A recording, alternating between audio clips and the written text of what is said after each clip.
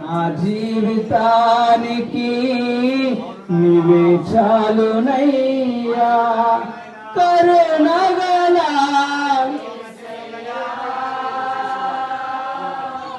నా జీవితానికి నీవే చాలునయ్యా.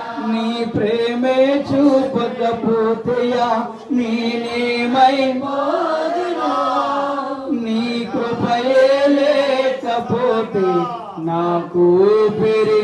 అవునయ్యా, అందరూ వెలుగెత్తి నీ ప్రేమే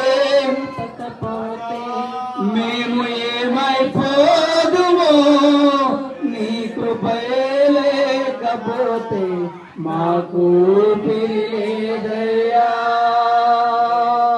అవునయ్యా, నీ ప్రేమ లేకపోతే, నీ కృప లేకపోతే అయ్యా, నీ కృప లేనిదే మేము బ్రతకలేమయ్యా. నీ కృప లేకపోతే మాకు ఊపిరి లేకపోతుందేమో.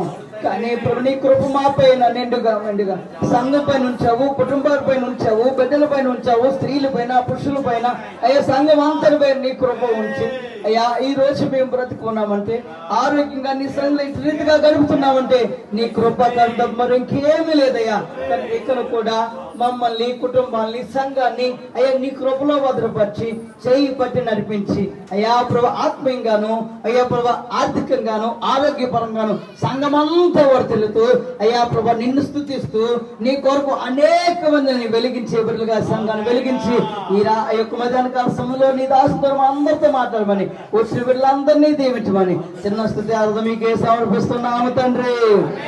ఆమేన్. హల్లెలూయా.